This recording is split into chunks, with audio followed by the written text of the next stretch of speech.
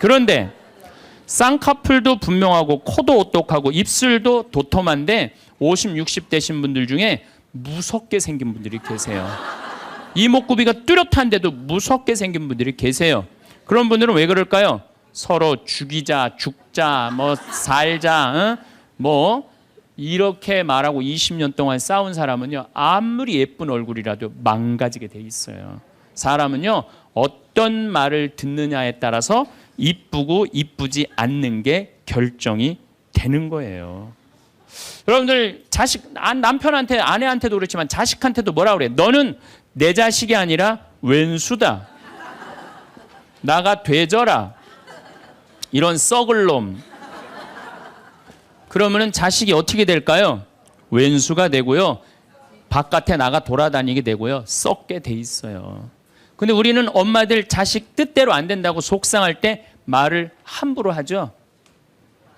여러분들 생각을 해봐요. 우리 아들이 있어. 공부 좀 못해. 공부 못하면 어때요? 나는 공부 잘하는 거 그렇게 훌륭하다고 생각 안 해요. 근데 우리는 공부를 못하면 대한민국은 죄인 취급하잖아요.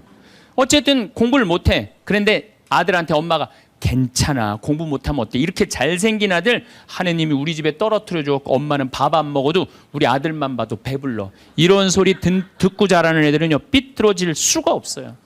딸 보고도 이렇게 이쁜 딸 혼자 보기 너무 아깝다. 어쩜 이렇게 이쁜 딸이, 얘네들 삐뚤어질 수가 없어요. 남편도 아침에 출근할 때 이렇게 잘생긴 남편을 어떻게 보내? 여보, 내가 나가서 버릴 테니까 당신 집에 있어.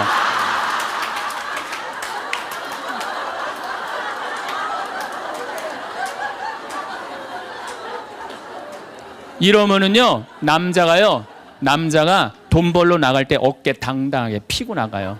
근데 남편 출근할 때 뒷꼭지 대고 오늘 그 돈 안 갖고 들어오려면 집에 들어올 생각 꿈도 꾸지 말라고. 그럼 남자는요, 나가서 어깨 피고 돈 못 벌어요. 말에 복이 있는 거야. 말에 복이 있는 거예요. 어떤 엄마가 입만 열면 아들한테 빌어먹을 놈이에요. 빌어먹을 놈. 야, 이 빌어먹을 놈아, 밥 처먹어라. 근데 초등학교 1학년 때 반에서 1등을 했어. 근데 엄마가 한다는 소리, 빌어먹을 놈 공부 잘하네? 삶이 힘들었나 봐요. 서울대 법대를 합격을 했어. 그랬더니 엄마가 한다는 소리, 우리 빌어먹을 놈 드디어 큰일 해냈네.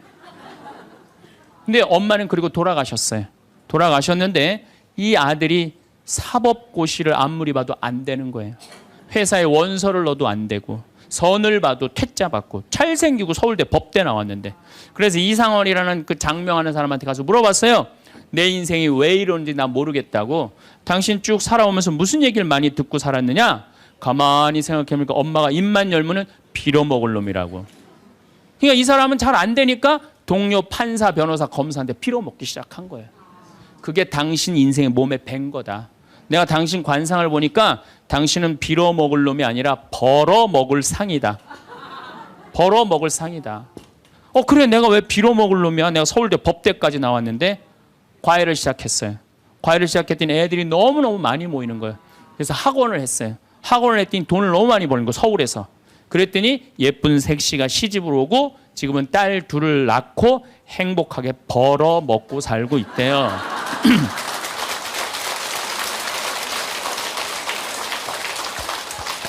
말 한마디에요, 사람 운명이 갈리는 거예요. 말 한마디에. 여러분들은 자식이나 남편, 아내한테 정말 좋은 말을 해주느냐, 생명을 살리는 말을 하느냐, 좋은 열매를 맺는 말을 하느냐, 이거 생각해 봐야 돼요.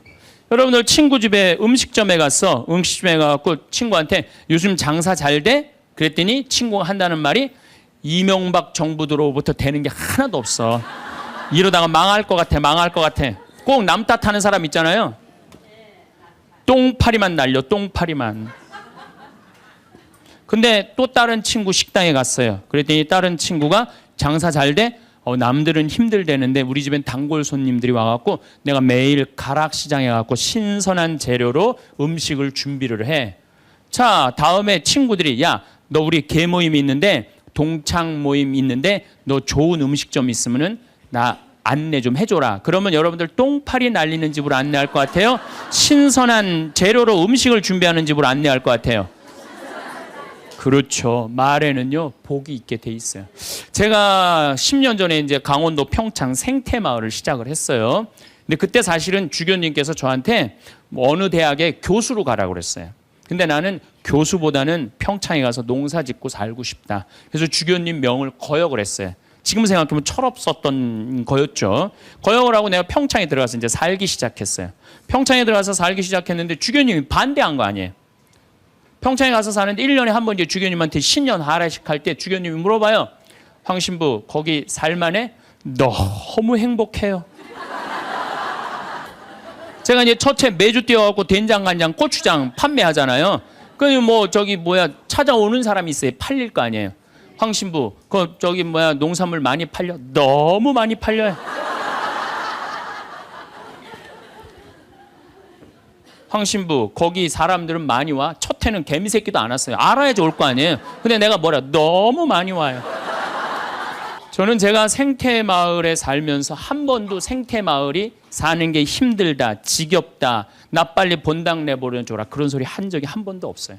그리고 내가 방송에 나가서든 어디 강의 가서든 나는 평창에 사는 게 너무 행복하다. 밤하늘에 별도 예쁘고 요즘은 또 이 물이 풍부해갖고 아침에 물 한 개가 피면요 아침에 일어나면 기가 막혀요. 네. 내가 좋다, 아름답다는 얘기만 하니까 강의 듣는 사람들이 무슨 생각할 것 같아요? 한번 가봐야지. 한번 가봐야지. 그러니까 첫 해는 1000명 정도밖에 안 왔는데 작년에는 3만 명이 오르더니 올해는 4만 명까지 지금 왔어요. 4만 명. 사람들이 너무 많이 오는 거예요. 말이 뭐를 불러일으켜? 복을 불러일으키는 거, 복을. 근데 우리 직원들한테도 올 연초에도 회의할 때 그랬어요. 올해 느낌이 너무 좋아. 대박 터질 것 같아. 너희들 열심히 준비해. 근데 내가 우리 직원들한테 회의할 때 니네들 이렇게 하면 망한다. 니네들 똑바로 해. 망할 것 같으니까 똑바로 해. 그럼 이 직원들은요. 집에 가갖고 직장 알아봐요. 곧 망할 직장에 마음이 가겠어요? 그런데 올해 대박 터질 것 같아. 마음이요. 벌써 놓이는 거예요. 그래서 내가 우리 직원들한테 8월 말까지 예약이 2월 달에 차면 내가 니네들 유럽 저기 뭐 기차 여행 데리고 갈게. 내가 그랬어요. 그랬는데 12월까지 예약이 꽉 찬 거예요.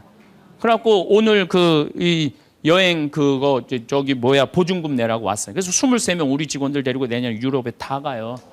예.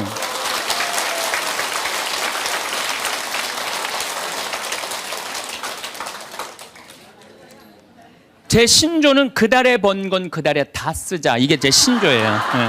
예. 올해 번 거는 올해 다 쓰자. 이게 내 신조예요. 그러니까 내가 행복하다, 많이 온다, 많이 판매된다. 이렇게 말하니까 우리 생태마을이 즐겁고 행복하고 사람이 어제도 250명 다녀왔어. 내일도 또 250명 오고 매일 그냥 내가 외부 강의 나오지 않는 한 안에는 꽉꽉 차는 거예요. 말이 복을 불러일으키는 거야. 말이. 귀향하는 말인데 좋은 말, 행복한 말을 해야 되지 않아요? 근데 우리는 현대인들은 이런 특성이 있어요. 입만 열면은 힘들어 죽겠다, 지겨워 죽겠다, 이렇게 사느니 죽는 게 낫다. 이런 소리 참 많이 해요. 그런 소리 많이 하죠? 또요 우리 할머니들 늙으면 죽어야 된다. 이런 소리 많이 하잖아요. 죽으면서 그런 소리 하면은 이쁘긴 한데 죽지도 않으면서 그냥 늙으면 죽어야 된다. 우리 어머니가 60 넘어서 딱 뭐라 그러셨어요? 아유, 늙으면 죽어야 돼. 깜짝 놀랐어요. 내가 효도할 때가 됐는데 벌써 돌아가시면 어떻게 해. 그래갖고 나는 신부 5년 휴가 동안 정말 거의 내 모든 휴가는 어머니 아버지를 위해서 썼어요.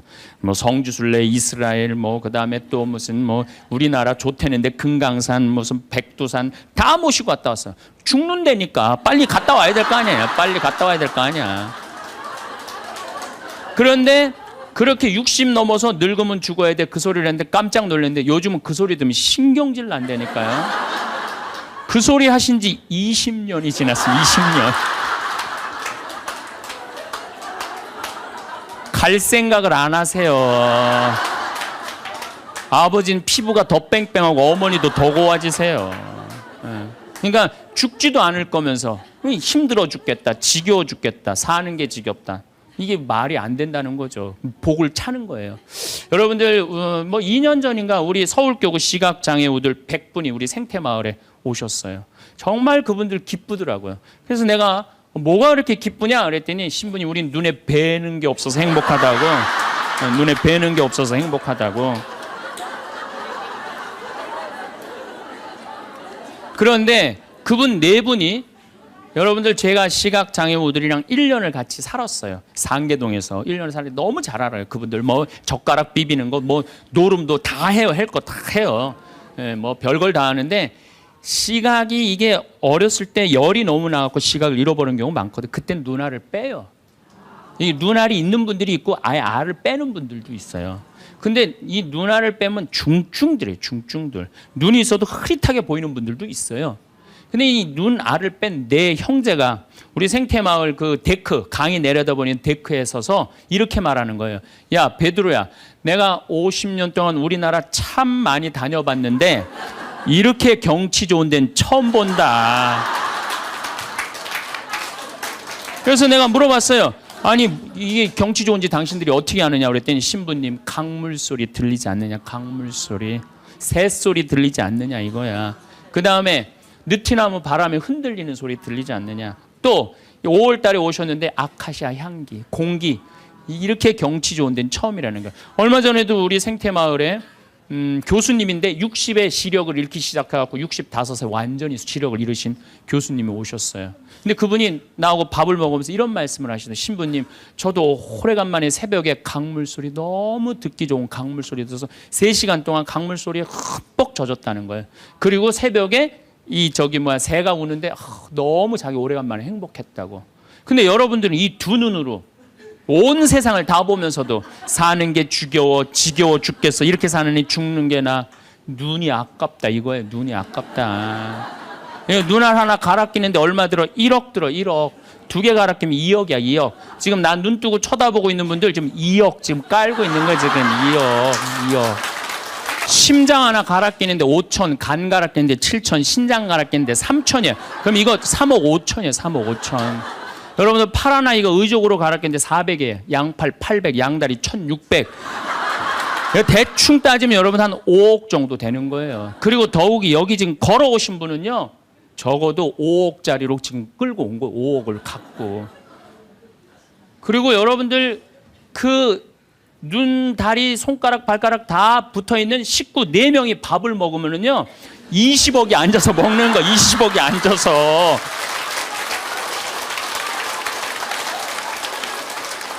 아니 20억이 앉아서 먹으면서 사는 게 지겹다, 이렇게 사는 게 죽는 게 낫다, 하느님이 주신 축복을 날리는 거예요. 날리는 거예요. 밥 먹을 때 재산이 없으면 어때요? 출세 안 하면 어때요? 앉아서 뭐라 그러면서 먹어. 우리 20억 밥 먹자.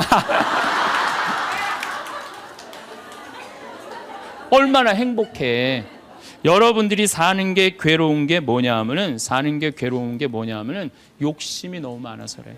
그래서 입에서 나오는 게 지겹고 불만만 나오는 거야. 사는 게 힘들면은 좋은 소리가 안 나오잖아요. 욕심이 많으면 사는 게 힘들어져요. 사는 게 힘들어서 욕심이 생기는 게 아니라 욕심이 많아서 사는 게 힘들어집니다. 여러분들 욕심만 안 피면요 우리 인생 괴롭지 않아요. 그러니까 괴로운 사람들은 입만 열면 힘들다. 그런데 이게 누구끼리 제일 서로 죽이는 말을 많이 하느냐. 복을 이제 서로 빌어줘야 되는데 누구끼리 제일 많이 아픈 말을 하느냐면 부부끼리 제일 많이 아픈 얘기를 많이 해요.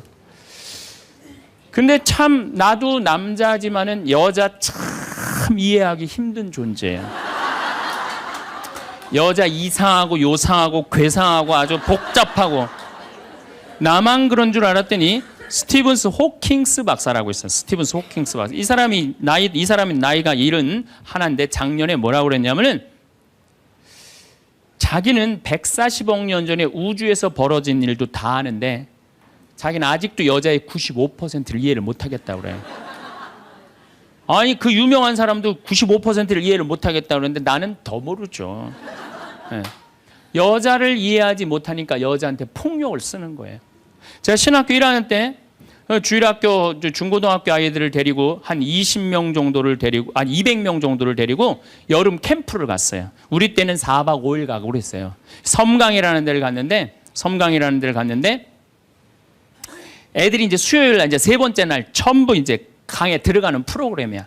근데 여선생 하나가 고개를 꼬고 안 들어가는 거예요. 그래갖고 아니 다 들어가는데 저 선생은 왜 저 물에 안 들어가느냐. 저 선생 프로그램에 참여시켜라. 빨리 집어넣어라. 그랬더니 다른 선생님들이 어디 학사님 안 된다는 거예요. 저 선생님 오늘 그날이라는 거, 그날.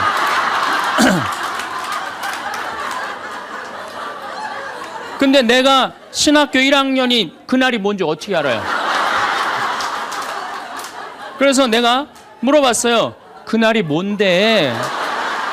아, 학사님 오늘 저 선생님 그날이 안 된다니. 오늘 물에 들어가는 날이지 그날이 뭔데? 그랬더니 어떤 지혜로운 엄마 선생님이 나를 한 군데로 데려가더니 학사님, 여자는 한 달에 한 번 매직이 있다는 거예요. 그래서 내가 매직이 뭔데요? 근데 그 엄마 선생님 정말 지혜로웠던 것 같아요. 그 엄마 선생님이 학사님, 이 여자는 한 달에 한 번 생리를 하는데 그때 피가 나오기 때문에 물에 들어가면 안 된다는 거예요. 나는 그거 처음 알은 거예요. 처음 알은 거 그때. 그러니까 내가 여자에 대해서 모르니까 여자한테 뭐를 하느냐면 폭력을 쓰는 거예요. 폭력을. 근데 이런 일들이 집안에서 수도 없이 일어나요.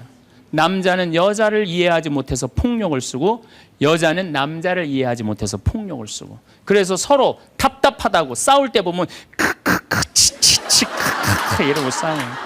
말이 안 통한다고. 그러니까 여자에 대한 생물학적 특징을 알아야 되고 남자에 대한 생물학적 특징을 알아야 되는데 그거에 대해서 서로 모르는 거예요. 근데 이제는 알아야 돼요. 왜 알아야 되느냐 하면은 옛날에는 남자하고 여자하고 20살에 결혼해갖고 50살에 죽었어요. 남자, 여자. 20살에 결혼해갖고 애 한 열 낳다 보면요. 애 낳다가 죽어요. 남자는 애 키우다 죽어요. 갈등이 있을 수가 없어요. 부부라고 그러지만은 한 집에 살지도 않아. 안사람, 바깥사람. 그러고 그냥 사는 거예요. 근데 요즘은 안 죽어. 100살까지. 남자, 여자가 50살서부터 100살까지 서로 이해도 못하면서 한 집에서 50년을 사는 거예요. 서로를 이해를 못하면서. 그러니까 말이 어떤 말이 나와? 상대방한테 가슴에 멍을 들게 하는 말이 나오는 거예요. 멍이 들게 하는 말을.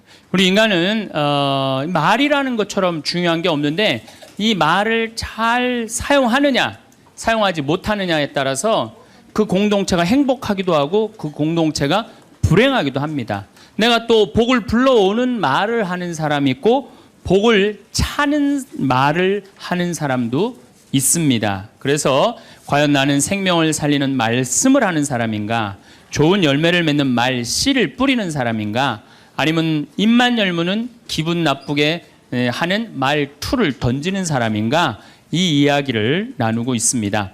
근데 이 부부끼리 가장 많은 상처를 주는 것 같아요. 지난주 끝에도 잠깐 말씀드렸듯이 나도 남자지만 참 여자를 이해하기가 힘들어요. 제가 이렇게 한 2년 전에 제가 위암 수술을 했어요. 그래갖고 이제 이 위를 암 환자들은 온도가 42도가 넘어가면 재발하지도 않고 암이 죽는데요. 그래서 이제 제가 찜질방을 잘 가요. 찜질방을 잘 가는데 아주 뜨거운 찜질방을 잘 가는데 얼굴이 알려졌잖아요.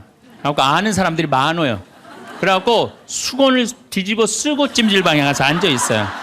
한쪽 끝에 조용히 쭈그리고 앉아 있어요. 그러면 이제 아줌마 셋이서 들어와서 수다를 떨기 시작하면은 이해할 수 없는 수다를 떨어요. 아줌마 3명이서 뭐라고 그러냐면은 한 아주머니는 자식 얘기해요. 자식 얘기. 그럼 옆에 아주머니가 자식 얘기하면은 그 자식 얘기를 같이 받아줘야 되는데 옆에 아주머니는 그러거나 말거나 자기는 남편 바람핀 얘기해요. 또 옆에 아줌마는 남편 바람핀 얘기 해거나 말거나 자기는 아파트 산 얘기해요. 주제가 다른 3가지 이야기를 각자 지치지도 않고 30분 동안 계속 하는 거예요. 이해가 안 되더라고요. 우리 남자들은 정치 얘기를 지금 하고 있는데 아내가 여보 우리 애가 자꾸 속을 썩여 그러면 남자 신경질 부려요.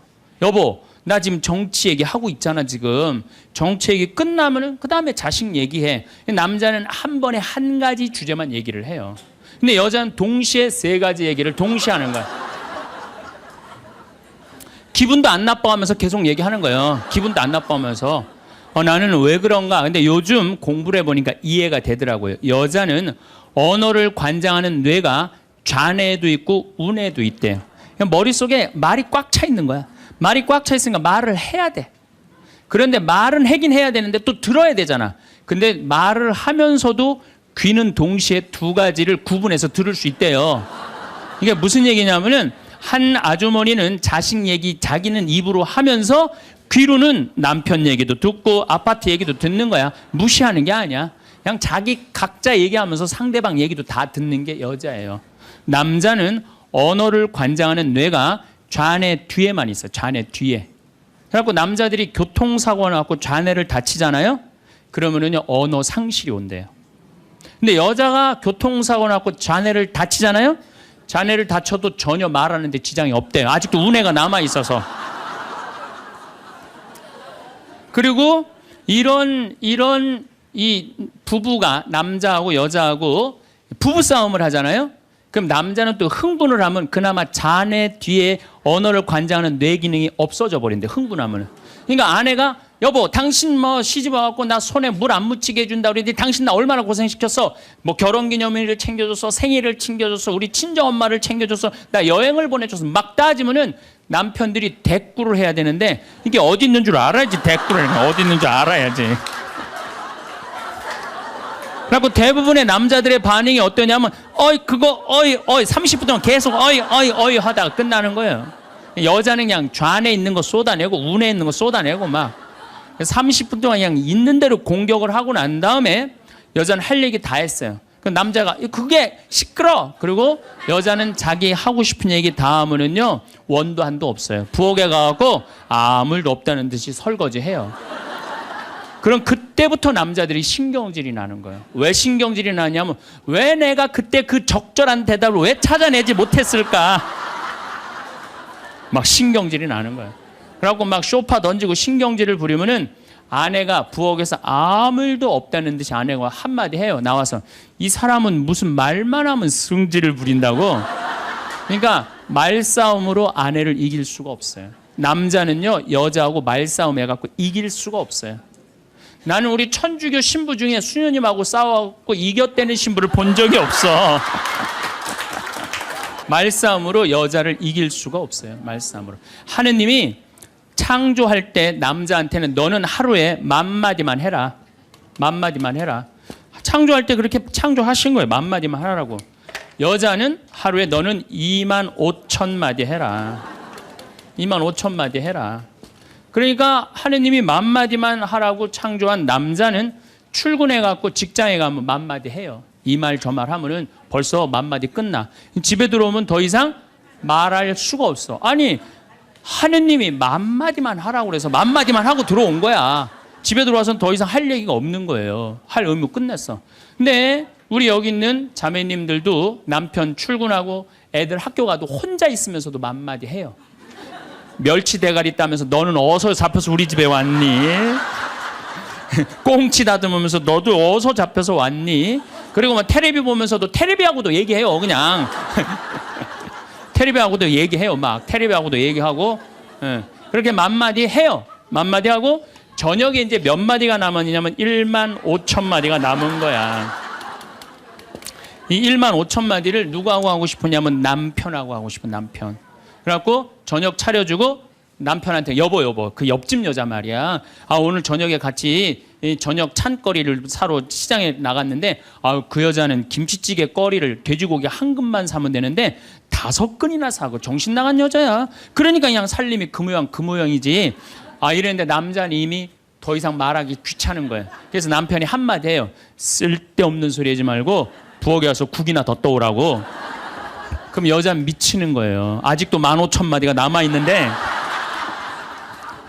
국 떠오라고 그러면 미치는 거예요. 근데 저도 이 말에 저도 동감을 해요. 왜냐하면 저는 10,000마디만 하게 창조된 인간이잖아요. 그런데 나는 이렇게 강의를 하면 10만 마디를 해요. 10만 마디. 10만 마디라니까 사실은 난 사제관에 우리 생태마을에서 강의하고 사제관에 딱 밥 먹으러 저녁에 내려가잖아요. 한마디도 하기 싫어요. 한마디. 근데 우리 밥 해주는 자매님이 밥하고 난 다음에 뭐 이런저런 얘기할 거 아니에요. 뭐 개도 내가 5마리 키우니까 개 얘기도 하고 뭐 어쩌고 대꾸하기가 싫은 거예요. 그래서 한동안 대꾸를 안 했어요. 대꾸를 안 하니까 굉장히 기분이 나쁘잖아요. 신부님이 대꾸를 안 하니까 안 되겠더라고요. 그래서 하루는 불러서 내가 얘기를 했어요. 남자는 하루에 10,000마디만 하게 창조됐는데 내가 10만 마디를 한다. 그래서 나는 정말 대꾸하기가 싫다. 한마디도 하기 싫다. 그냥 밥만 먹고 싶다. 나한테 앞으로 말 시키지 말아라. 제가 얘기를 했어요. 얘기를 했는데도 그래도 우리 자매님도 여자인지라 말을 하잖아요.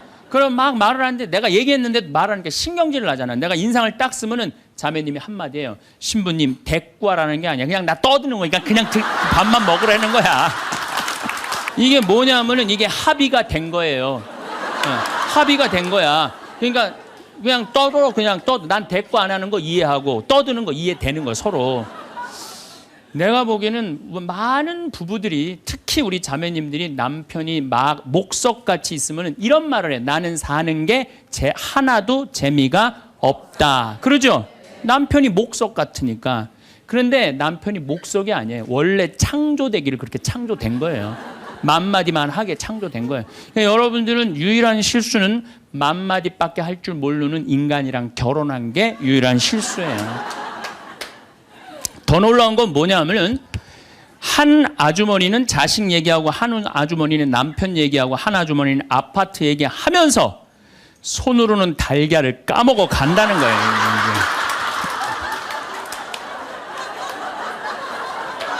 아, 뭐 대단하지 않아요? 달걀. 여러분들 남편한테 이번 추석 때나 뭐 어느 때 한번 시켜보세요. 달걀 좀 까줘 그러면 남편은 어떻게 하는 줄 알아요? 달걀만 까요. 그것만 쳐다보고. 또 말 시키면 남편이 뭐라 그래요? 지금 달걀 까잖아 지금. 남자는요 한 번에 한 가지밖에 할 줄 몰라요.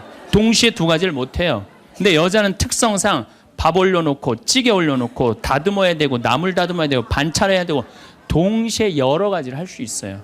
그래서 집에 전화가 오잖아요. 전화가 오면은 아빠가 전화를 받으면 테레비 소리가 크면은 아빠가 한마디예요. 시끄러워. 테레비 소리 줄여. 그러죠?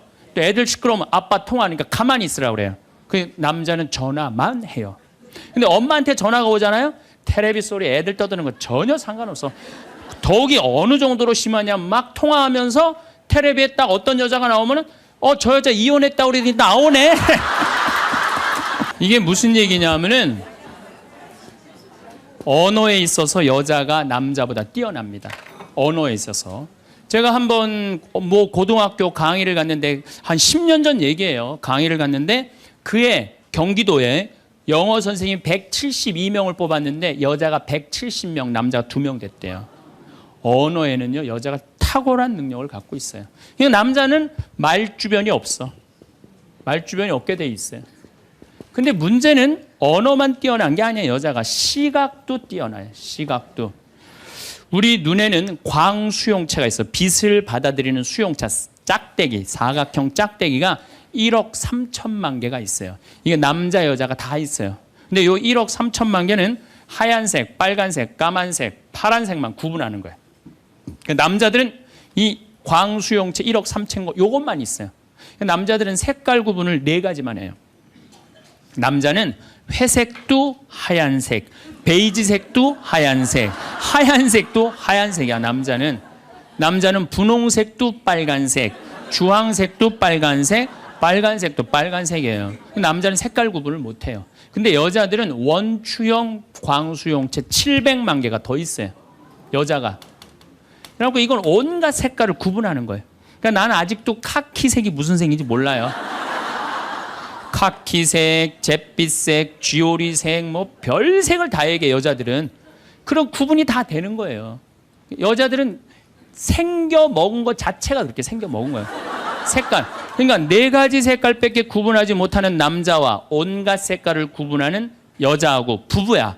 그 부부가 옷 사러 나가면 싸울 것 같아, 안 싸울 것 같아? 싸워요. 왜냐하면 남자는 다 그게 그거 같으니까 아무거나 딱 붙잡아. 여보 가자 그러면 아내가 답답해 보이잖아요. 여보 지금 당신 얼굴 색깔하고 그 옷 색깔하고 맞다고 생각해? 안 어울리잖아. 가만히 있어봐. 그래갖고 이거 들었다 놨다 저거 들었다 놨으면 남편이 신경질이 나는 거. 뭘 저렇게 까다롭게 고르느냐. 아무거나 그냥 입고 가지. 그러니까 남자들하고 여자하고 싸울 수밖에 없어요. 싸울 수밖에 없어요. 그래갖고 옷 사러 나갈 때는 같이 나갔는데 들어오는 시간은 달라요. 이미 남자는 벌써 들어와 있어. 신경질 부리고. 그러니까 색깔 구분 때문에 그래. 색깔 구분. 그런데 남자들은 옛날에 사냥하던 버릇이 있어서 시각이 터널형 시각을 갖고 있어요. 멀리 사슴을 발견해야 돼. 곰도 발견해야 되고. 그래서 멀리 이렇게 쪼여서 보는 습관이 있어요. 남자들은. 멀리 있는 걸 잘 봐요. 남자들이. 그런데 요즘 남자들이 사냥을 해요, 안 해요? 안 해요. 쪼여 보는 습관은 있는데 사냥을 안 하니까 요걸 남자들이 어디다 쓰냐면 잔치집에 가면은 이쁜 여자가 있으면 그걸 쪼여서 봐요. 금방 누구한테 들켜요? 마누라한테 들키는 거예요. 이쁜 여자 처음 보냐고. 어떻게 알았지? 왜 몰라? 이렇게 쪼여서 보고 있는데. 그래서 참 재미난 통계가 있어요. 부부가 같이 잔치집에 가면 남자는 3명 내지 4명밖에 모르는데 온 사람. 그 사람 왔었어? 이런데요. 나는 뭐 기억이 없는데? 기억이 없지. 당연히 이거 쪼이고 계속 보고 있었으니까. 근데 여자는 시각이 180도라 다 본대요. 다. 그 남자 넥타이를 못 메고 왔고 시계를 못 차고 왔는까지 다 한다는 거예요. 여자. 그래서 보통 정신적인 바람을 피는 걸 보면은 남자는 3명 정도 피는데 여자 한 30명 정도 이미 피고 들어와요. 그런데 이렇게 이 터널형 시각을 가진 남편한테 아내가 심부름을 시킵니다. 여보, 냉장고에서 치즈 좀 꺼내와. 그러면 이 남자들이요, 딱 냉장고만 열면요, 답답한 거예요. 이놈의 치즈가 어디 있는 거야, 이게. 터널형으로 보니까 이게 안 보이는 거예요, 치즈. 못 찾아요. 그 좁은 그 냉장고 안에 있는 그걸 못 찾아요. 그래갖고, 아니, 치즈가 어디 있다고 그래. 나 못 찾겠는데. 그러면은 아내는 이게 180도 시각이기 때문에 뒷꼭지에도 시각이 있어요. 그래갖고 딱 냉장고 문을 열고 들여다도 안 봐요. 들여다도 안 보고 딱 손 넣고 딱 꺼내갖고 남편 코앞에 딱 들여대는 거예요. 이걸 못 찾느냐고. 그러면요 남자들은요 깜짝깜짝 놀라는 거예요. 아내의 능력에 대해서 놀라는 거예요. 그래갖고 결혼 생활 한 20년쯤 한 부부들을 보면은요 아내가 부엌에서 소리만 지르면요 남편은 경기를 일으키는 거예요. 이번 또 내가 뭘 잘못해갖고 저 소리를 지르는 거야. 그냥 남자들이 눈치가 없어요. 눈치가. 말 주변 없지 눈치 없지. 그렇죠? 눈치가 없어요 남자들이. 참 그러니까 남자들이 어느 정도로 눈치가 없느냐면은 아내가 지금 자기를 미워하는지 괴로워하는지 몰라요. 언제 아느냐면 귀싸대기를 맞아야지 알아요. 귀싸대기를 귀싸대기를 딱 맞아야지 아 이거 지금 우리 마누라가 심각하구나. 아니면 아내가 눈물을 뚝뚝 흘릴 때 그때서 느끼기 시작하는 거예요. 정말 답답한 거죠. 그러니까 말 주변 없지 눈치 없지. 근데 아까도 말씀드렸지만 어제도 말씀드렸지만은 이게 40까지 50까지 살 땐 아무 문제가 없어요. 이게 100년 살면서요 한 집에서 답답해서 못 살아요. 둘이 답답해서 못 살아요. 아니 말 주변이 있나 눈치가 있나. 거기 더 미치는 건 뭐예요? 청각이 떨어져요. 남자가 청각이 떨어져요. 보통 개는 10만 사이클 정도 듣는다 그래요. 10만 사이클 듣고 그 다음에 어린아이들은 3만 사이클 정도는. 그래서 초등학교 아이들 중고등학교 아이들이 헤비메탈 음악이 좋아해요. 걔네들 헤비메탈 음악 좋아하고 엄마는 짜장면을 시켜서 혼자 먹고 나는 뭐 찌꺼기만 먹었어 뭐 이런 랩 음악 걔네들은 다 들려요. 다 들려 걔네들은. 여러분들은 잘 안 들리죠? 네. 이 얘네들 3만 엄마들은 2만 사이클 정도로 2만 사이클. 그러니까 젊은 부부가 같이 잠을 자갖고 건너방에서 애가 울잖아요. 그럼 누구 귀에만 들리느냐면 엄마 귀에만 들려요. 그래갖고 여보 나 너무 힘들어. 오늘 애하고 하루 종일 씨름을 해갖고 내가 힘들어서 못 일어나니까 당신이 일어나서 좀 나가봐. 이러면은 대부분의 남편들이 이렇게 말한대요. 아무 소리도 안 들리는데 뭐가 들린다고 그래. 예민하게 굴지 말고 잠이나 자. 그러면은 누가 일어나서 나가느냐면은 아내가 일어나서 나가는 거, 엄마가 일어나서 나가는 거. 그러니까 아내들은 남편하고 살면 살수록 더 답답한 거야. 말 주변이 있나 눈치가 있나 말귀를 알아듣나.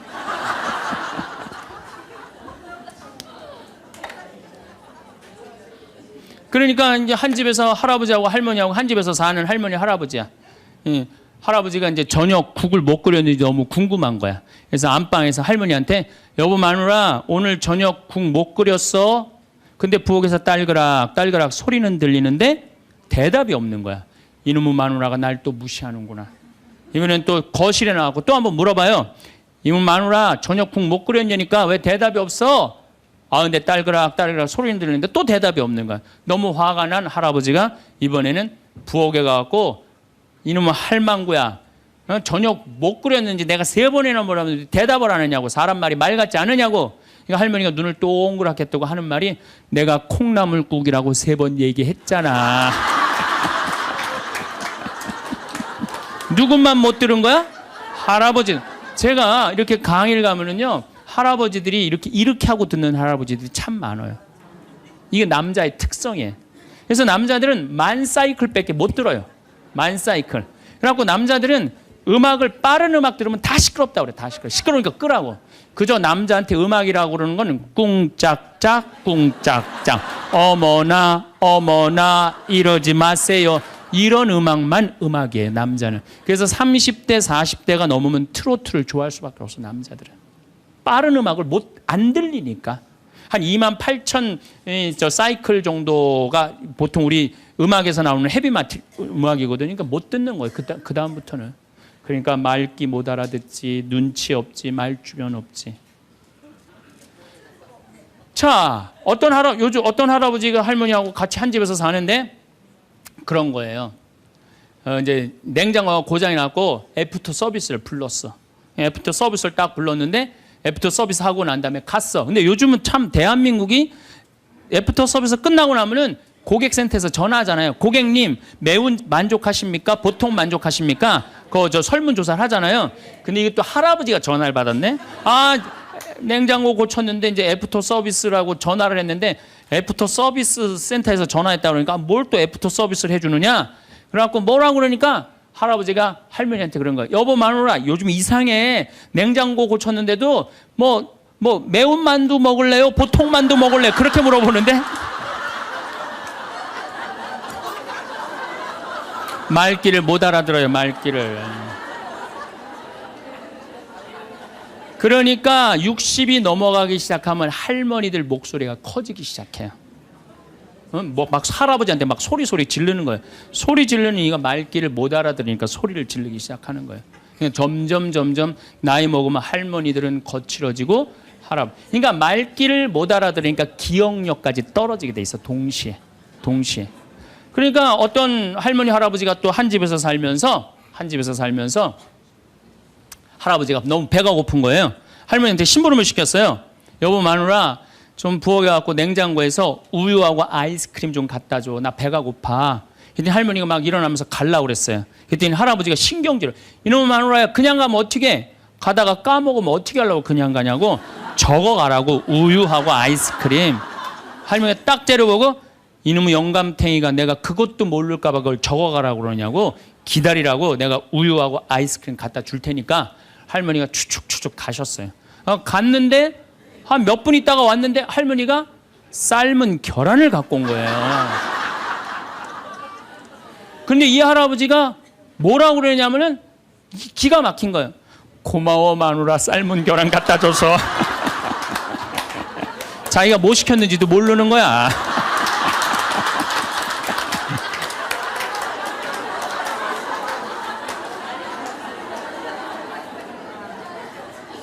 자, 여러분들, 남자하고 여자는 이렇게 달라요.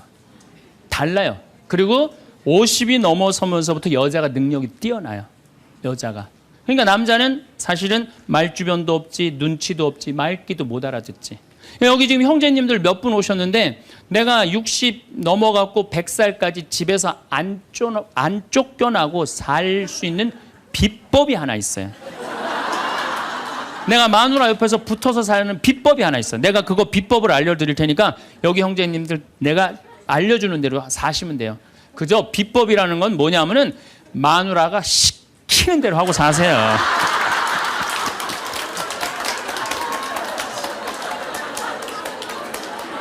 밥 먹으라고 그러면 밥 먹고, 이 옷 입으라면 이 옷 입고, 저거 입으라면 저거 입고, 어디 갔다 오라면 갔다 오고 그러지, 뭐 자기 뜻을 밝히지 마세요. 자기 뜻을.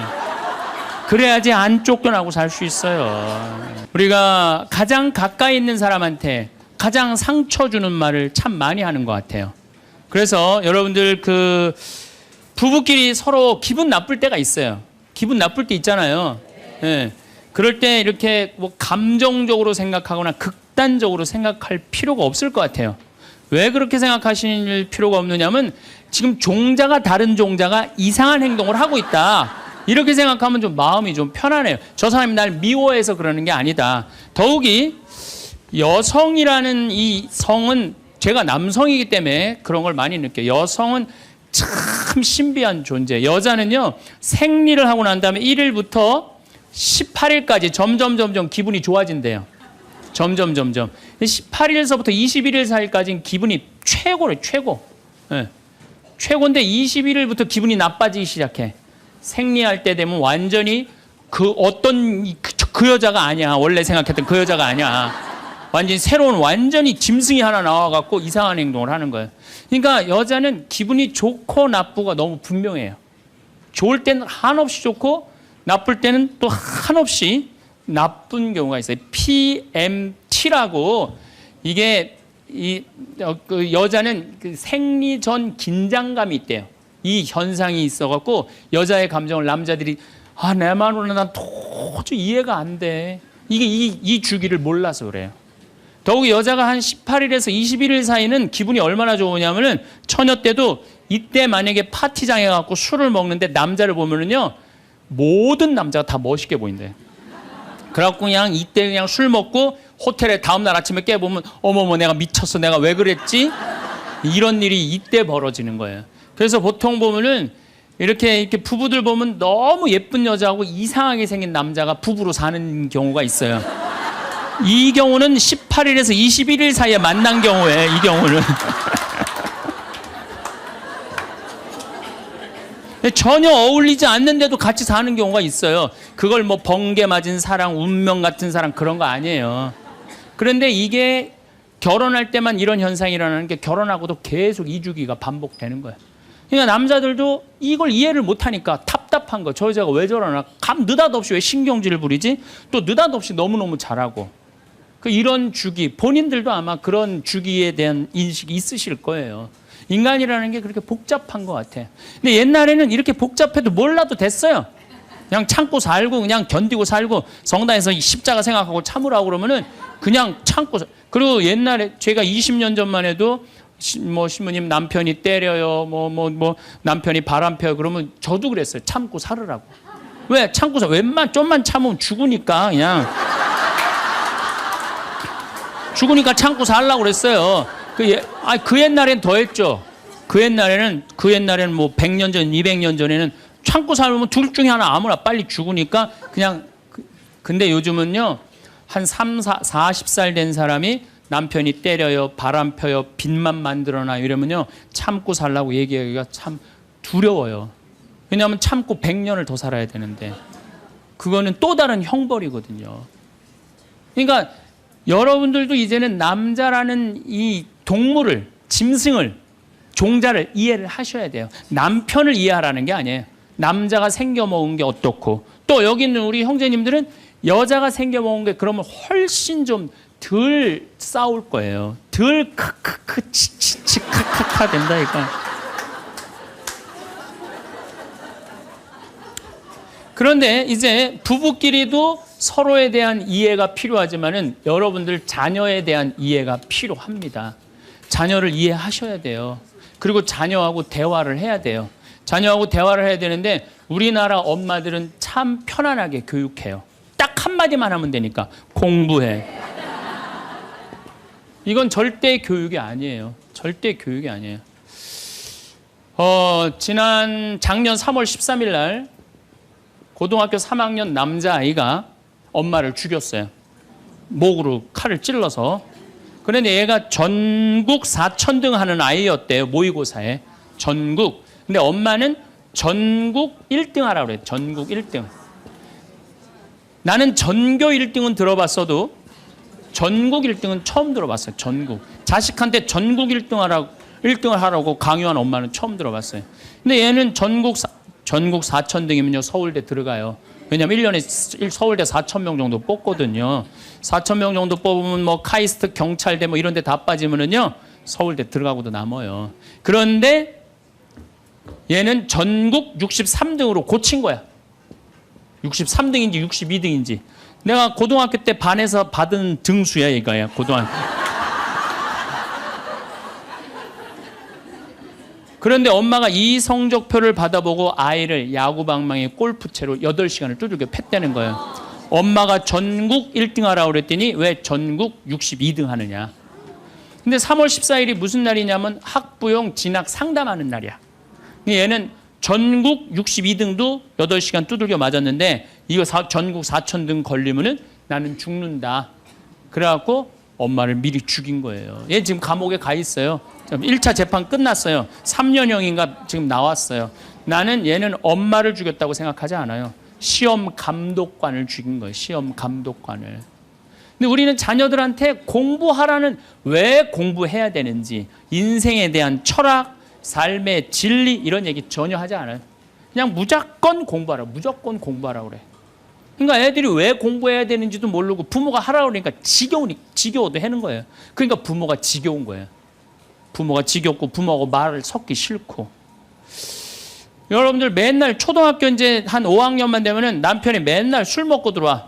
남편이 요즘 경기가 안 좋아갖고 400만 원을 벌어야 되는데 150만 원밖에 못 벌어.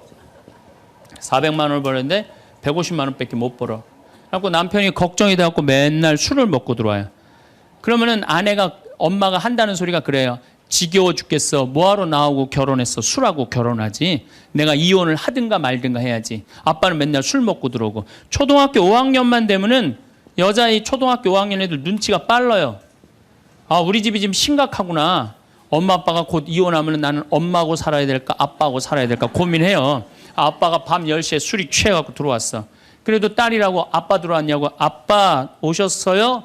아빠가 한다는 소리가, 우리 딸 이리 와. 아빠가 안아줄게.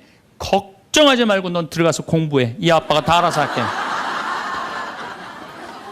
아니, 엄마는 이혼한다는데 뭘 다 알아서 한다는 거야. 근데 엄마는 지겨워 죽겠어. 내가 이혼하든지 말든지 이런 소리 하면요. 얘는 마음 잡고 공부 못합니다. 공부하란다고 공부하는 게 아니거든요. 정말 지혜로운 엄마는 어떤 엄마인 줄 알아요? 남편 술 취해갖고 들어오면은 방에다 뉘어놓고 근심 어린 얼굴로 쳐다보는 초등학교 5학년 딸아, 아빠가 맨날 술 먹고 들어오니까 걱정되지? 엄마 나 걱정돼. 아빠가 왜 저래 조금? 사실은 아빠가 요즘 경제가 좀 어렵지 않니? 너도 알다시피 지금 유럽에 그리스 사태 터졌잖아. 그리고 이란 핵무기 때문에 지금 석유값이 자꾸 올라가고 있어. 그리고 미국은 리먼 브라더스 경제 위기가 왔잖아. 이렇게 어려운 경제 위기가 와서 아빠가 한 달에 400을 벌어야 되는데 150밖에 못 벌어. 근데 너도 알다시피 우리 핸드폰 내 식구 쓰면은 20만 원이야. 그 다음에 전기세 10만 원이야. 그 다음에 아빠 차 운행하고 우리 버스 타고 전철 타고 다니는 거 30만 원이야. 우리가 라면만 먹고 살아도 60만 원이야. 네 학원비, 동생 학원비 50만 원 들어가. 그러고 난 다음에 우리 아파트 부금 100만 원 들어가. 한 달에 최소한 250은 있어야 되는데 150밖에 6개월 동안 아빠가 지금 이렇게 우리 집이 마이너스야. 그래서 아빠가 저렇게 근심 걱정이 돼서 저렇게 술을 먹고 들어오니 네가 좀 이해를 해줬으면 좋겠다. 이렇게 말하면요, 얘는 방에 들어가서 고민해요. 우리 집을 위해서 내가 도대체 뭘 해야 될까 고민해요. 그런데 우리는 자녀들한테 이런 얘기 일체하지 않아요. 일체하지 않고 너는 들어가서 뭐 하라고 그래? 공부하라고 그래. 그러니까 애들이 공부를 왜 해야 되는지 모르잖아요. 유대인들은요, 초등학교 1학년만 되면은 왜 우리가 이 초막절을 지내야 되는지, 왜 우리가 과월절을 지내야 되는지, 할머니 할아버지는 어떻게 살았고 엄마 아빠는 어떻게 살았고 다 얘기해 줘요. 그러니까 우리나라 애들은, 이스라엘 애들은 초등학교 1학년 때부터 철드는 거예요. 우리 역사, 이런 역사 안에서 내가 살아가야 되는구나. 제가 지난 3월 달에, 내가 이제 다음 겨울에 12월 달에 그 강의를 이제 말씀을 드릴 거예요. 3월 달에 이스라엘에 초청을 받아서 갔다 왔어요. 근데 마침 내가 그 사막 체험을 했는데 그때 이스라엘의 영재 아이들이 거기 왔었어요. 천재 아이들이죠. 근데 이스라엘은 고등학교 3학년 18살만 되면요, 무조건 군대 가야 돼요. 3년. 남자고 여자고 다 3년. 근데 걔네들이 전부 다 의대 합격한 애, 공군사관학교 합격한 다 그런 애들이야. 그래서 내가 물어봤어요.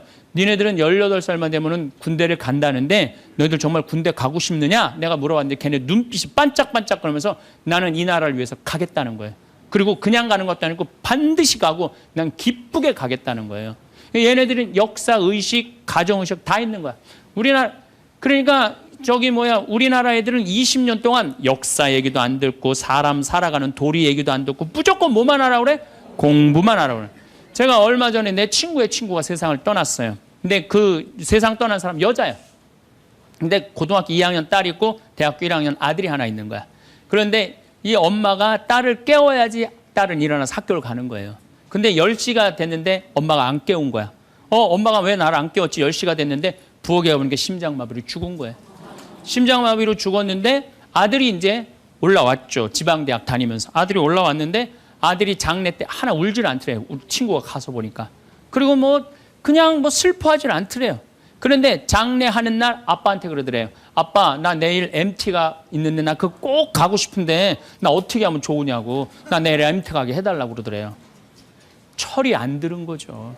그런데 여러분들, 얘가 철이 왜 없을까요? 누가 이렇게 철없이 키웠을까요? 부모가 철없이 키운 거예요. 뭐 하라고 그런 거야?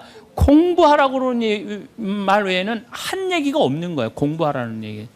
우리 집에 이 형제가 4형제. 근데 우리 둘째 형이 머리가 나빠요. IQ가 99에. 난 126인데. 근데 우리 둘째 형이 중학교 1학년 때 어느 날 갑자기 공부를 잘하는 거예요. 반에서 1, 2등을 하는 거예요. 그리고 좋은 고등학교 가고 좋은 대학 나와서 대기업 하고 요즘 아주 그냥 번듯한 회사의 사장이에요. 그래서 내가 3년 전에 형한테 물어봤어요. 형은 IQ가 자기 항상 그래. 난 99밖에 안 된다고.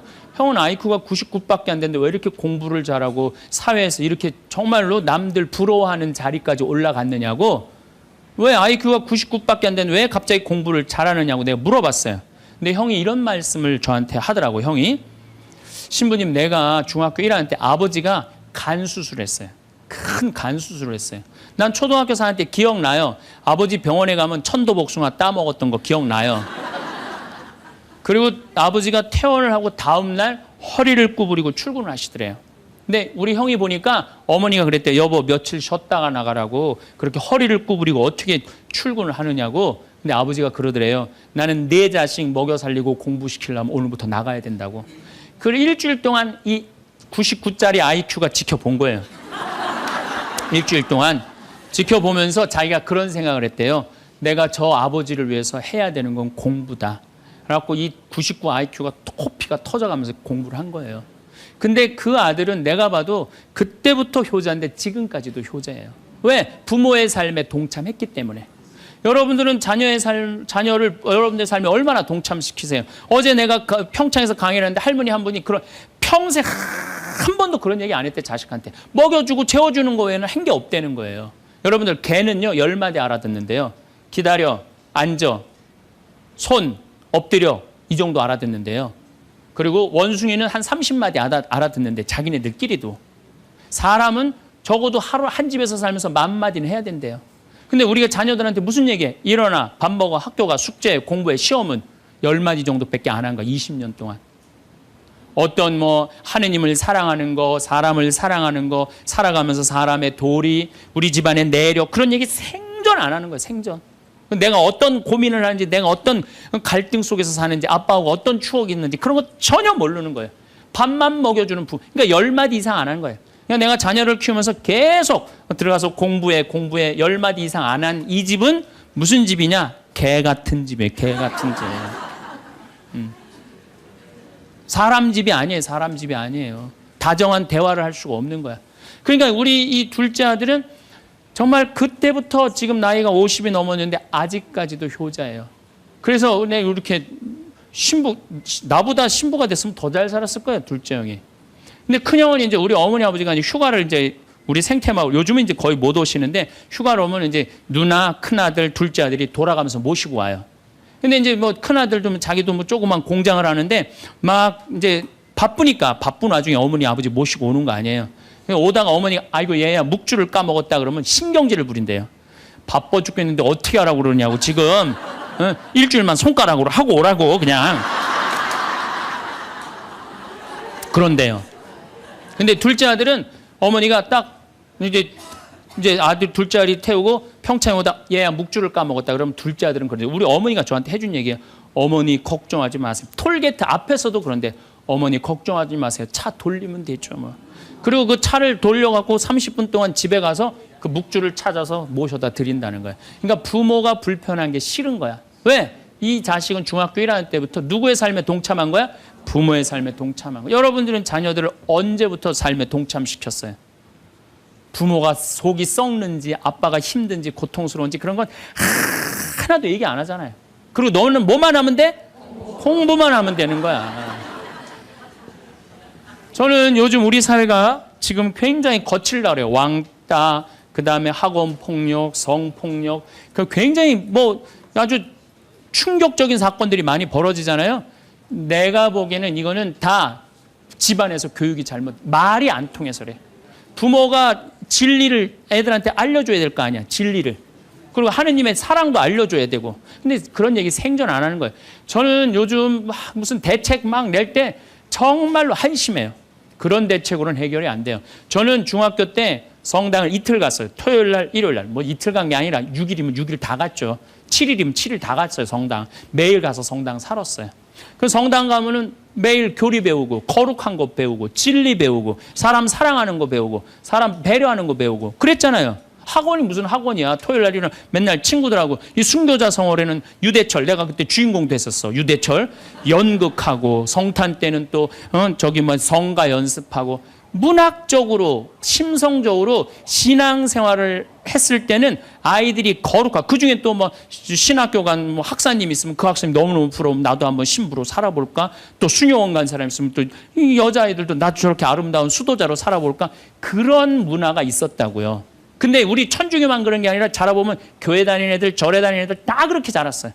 그러니까 심성이 예쁘게 자라는 거죠. 근데 요즘 애들은 뭐만 해요? 공부만 해요. 그러니까 심성이 예쁘게 자랄 수가 없는 거예요. 아무리 대책을 발표해봐요. 소용이 없는 거예요. 그래서 나는 진짜 똑똑한 정치인이라면은 토요일 날, 일요일 날 신앙생활 하게 해야 돼요. 똑똑한 정치인들이라면. 그 문화생활 하게 해야 돼, 애들이. 절대 공부를 하면 안 돼요. 토요일 날, 일요일 날은. 그렇게 잘하면은 우리 사회가 굉장히 건강해지고 거룩해지고 진리가 충만한 나라가 될 거예요. 공부한다고 되는 일이 아니에요. 공부한다고.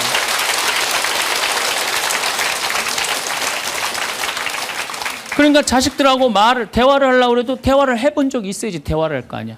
공부하라는 말 외에는 해본 적이 없는데. 그래서 엄마 명동에 어때? 좋았어? 좋았어. 어떻게 좋았어? 그냥 좋았어. 넌 들어가서 빨리 공부해. 자, 그렇다면은 내가 어떻게 하면 대화를 잘할 수 있을까? 말을 잘할 수 있을까?